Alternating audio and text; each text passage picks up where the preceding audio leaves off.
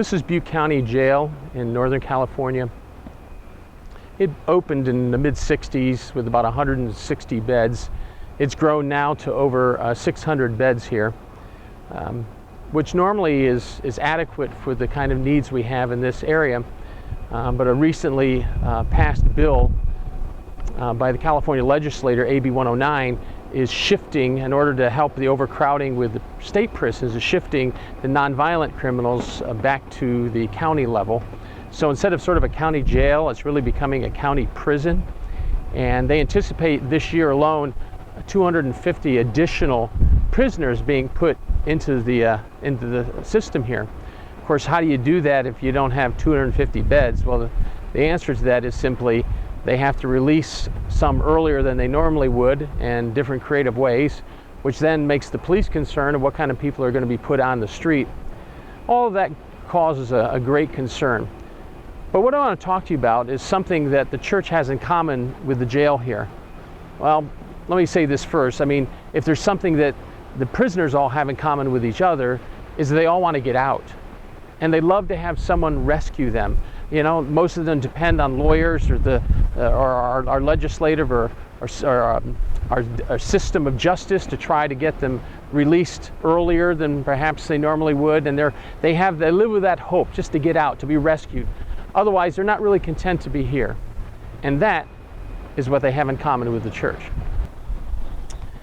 In the mid-1800s, there was the development and rise of a theology called dispensational theology, and it pretty much took root not just in much of the church, but particularly the dispensational eschatology. Those are two really big words. Let me break it down simply. Dispensational just means that God works differently in different eras of time, and eschatology is the doctrine of end things, and that's just how things are going to play out at the end of time. Well, the dispensational eschatology, the doctrine of end things, was that in this last dispensation that Jesus was going to return and rapture out the church, take it out of this world before the Great Tribulation.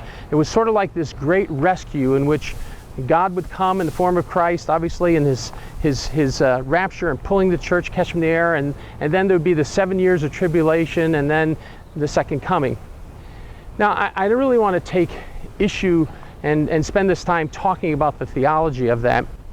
In the 70s, it was popularized a lot by a book called The Late Great Planet Earth by Hal Lindsey. That created quite a buzz, and it certainly increased the church's excitement about the rapture and getting out of this world, and also was meant to create a measure of urgency about seeing people come to Christ before this event. And I remember the movie Thief in the Night. I'll never forget that as a teenager watching that. If some of you ever saw that, where the razor drops into the sink and is humming while the person who was shaving has been raptured out.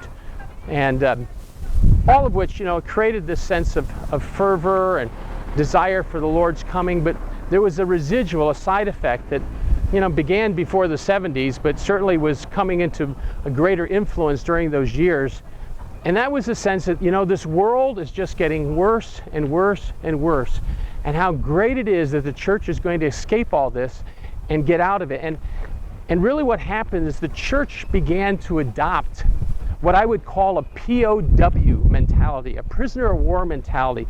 Like we're locked up in, not a county jail, but in this world, we're locked up in here, and we're waiting to be rescued. We're waiting for Jesus to come back and to take us out of this evil, terrible place. Well, when that becomes your mindset, you really lose all motivation to make any changes in this world, to improve anything. You also have very low expectations as to what's going to happen, any good's going to happen, any kind of real move of God that would sweep in hundreds or thousands into the kingdom. I mean, the general feeling was that it's just going to get worse and worse. And Christians just walk around reading headlines and trying to correlate that with the Bible. And every bad thing was sort of celebrated because doesn't this prove that Jesus is coming back soon? But my dear friend, that really doesn't square with some of the teaching of the scriptures of a triumphant church, a church in which the gates of hell will not prevail against her. Even in Revelation chapter 7, when it shows the great mass of people that are there in heaven, it's those that have come out of the Great Tribulation. And however you want to time frame that, the reality is there's this huge mass of humanity. The largest group in heaven are people who have come out of the end times. Like perhaps maybe there's this great end time revival. It would certainly be like the heart of God to want to sweep people in the kingdom at the end, and that not many, at least as few, would perish and be separated from God for eternity. But as long as the church maintains that POW mentality, it's not going to have much motivation, not much desire, not much faith and expectation of real change.